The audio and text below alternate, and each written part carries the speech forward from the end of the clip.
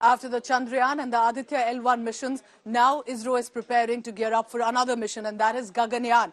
It literally means a journey into the celestial arena, and this time it could be likely with the manned mission, which means sending a crew into space. And that is going to be possibly the most ambitious mission that Isro has taken up so far. Here are details about how Isro is one step closer toward the Gaganyaan mission launch.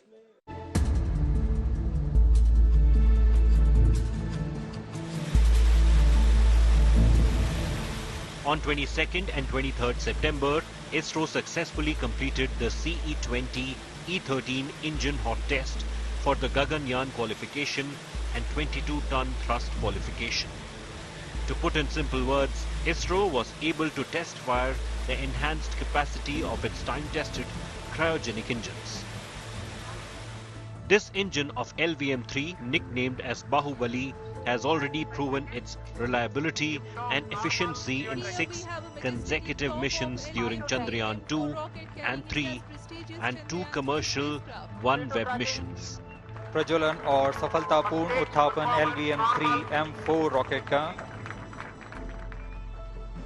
But for a successful manned mission, this engine needs to be more powerful. To carry increased payloads from 19 tons to 22 tons, Isro is upgrading the CE-20 engine. The upper cryogenic stage is being transformed into the C-32 stage with an enhanced propellant loading capacity. And that showed perfect test results at Tamil Nadu's Mahendragiri Test Centre. Developed by the Vellamala Liquid Propulsion System Centre in Kerala, the CE-20 engine operated at 22 tons of thrust for 670 seconds, with both engine and facility meeting performance expectations. By the end of 2024 to the beginning of 2025, Isro will launch its first manned mission, Gaganyaan.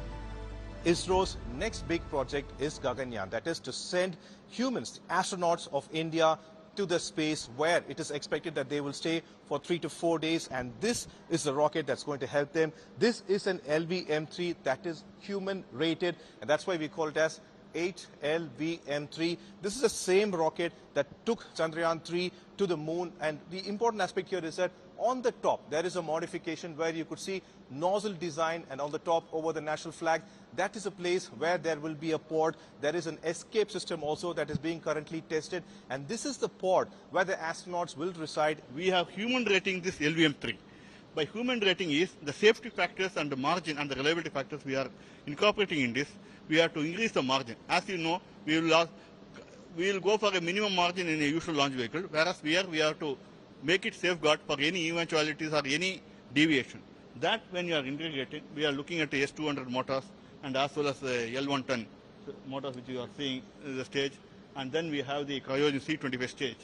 Now we are trying to augment the C25 stage to some level, to reliability, with proper reliability, and then once we integrate, instead of the heat shield payload fairing that you usually see in the other launch vehicles, we are now putting the crew, the service module, crew module with its own heat load fairing and with a crew escape system. That crew escape system, which is the heaviest motors, solid motors resting there, is to a different orbit. There it has only low altitude escape motor as well as high altitude escape motors inbuilt with a crew ejection motor, CJM, crew jettisoning motor. In the normal course, the LEM and HEM motors will not require to be fired. As it reaches certain orbit, the crew escape system will jettison off, and only the crew module, which we call it as orbital module, comprising of crew module and service module, will be remaining there. And this rocket will take them up to the space where they will revolve around the Earth, go around the Earth, and this is a very important and crucial step where ISRO is doing consecutive tests again and again to remove all sort of errors. And the important aspect here, the next one, is that the re-entry which will be inside this pod, and this is the one where you could see the miniature model 1:5 scale. You will have kind of a thermal tiles here to make sure that during re-entry it will take care of the heat that is produced. And inside, if I could open and show, you will see the models of astronaut, how they will be inside safe and secure. But a very important aspect that we would like to show you is about the space suit, which is very essential because the astronauts are going to wear this all the time as they are in the space. This is the design that you see over here.